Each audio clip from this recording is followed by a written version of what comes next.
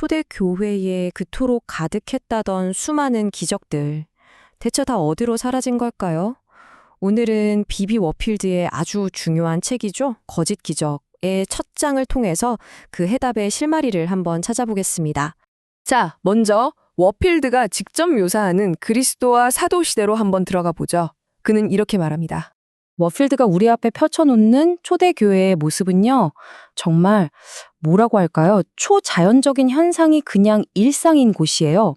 이런 기적적인 은사들이 가끔 일어나는 특별한 일이 아니었다는 겁니다. 아예 사도시대 교회를 정의하는 가장 중요한 특징이었다는 거죠.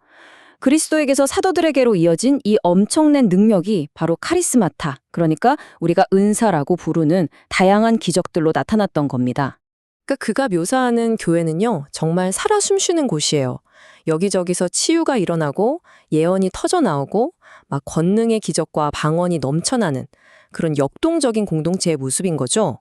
자, 여기서 워필드가 진짜 강조하고 싶은 핵심이 뭐냐면요. 이 고린도 교회가 무슨 특별 케이스가 아니라는 거예요. 오히려 이게 바로 그 시대 교회의 표준, 아주 보편적인 모습이었다는 거죠. 그러니까 정리를 좀 해보자면 이 초기 기독교 공동체의 정체성, 그 본질 자체가 바로 이 초자연성에 있었다, 이겁니다. 자, 그런데 이렇게 활기가 넘쳤다면 당연히 이런 질문이 생기겠죠? 아니, 그 엄청난 능력들 다 어디로 간 걸까요? 워필드는 먼저 가장 널리 알려진 역사적 설명, 그러니까 자기가 이제부터 깨부수려는 그 이론부터 소개를 합니다. 이 견해는요, 보시면 아시겠지만 정말 쟁쟁한 신학자들이나 역사가들이 지지했어요. 은사들이 아주 서서히, 점진적으로 사라졌다고 믿었던 거죠. 그 논리가 사실 꽤 그럴듯하게 들리거든요. 뭐냐면 이런 기적적인 은사들은 교회가 아직 어릴 때, 유아기 때 필요한 강보 같은 거였다는 거예요. 그래서 교회가 이제 혼자 힘으로 설 수 있게 되니까 싹 거두어 가셨다. 이런 논리죠. 자, 그런데 워필드는 이 그럴듯해 보이는 이론이 실제 역사 기록과는 완전히 정면으로 부딪힌다고 주장합니다. 과연 역사적 증거들이 이 점진적인 쇠퇴 이론을 정말로 뒷받침하고 있을까요? 바로 이 지점에서 워필드의 아주 날카로운 반박이 시작됩니다. 바로 이겁니다. 이게 워필드 반박의 핵심이에요. 우리가 흔히 생각하는 것과 역사적 사실이 보여주는 그림이 완전히 정반대라는 거죠. 보세요. 기적들이 서서히 사라져간 게 아니라 오히려 역사 기록을 보면 서서히 나타나는 것처럼 보인다는 거예요. 가장 이상한 건 사도들 바로 다음 세대, 그 시대의 기적에 대한 주장이 가장 적었다는 점입니다. 이건 정말 역설적이죠. 사도들하고 시간적으로 가장 가까웠던 이 속사도 교부들이라고 불리는 사람들. 이 사람들이 오히려 자기 시대에 기적이 일어났다는 이야기에 대해서는 가장 조용하다는 거예요. 자, 이렇게 기존의 이론을 흔들어 놓은 다음에 워필드는 이제 신약 성경의 가르침에 직접 뿌리를 둔 자기 자신의 이론을 제시하기 시작합니다.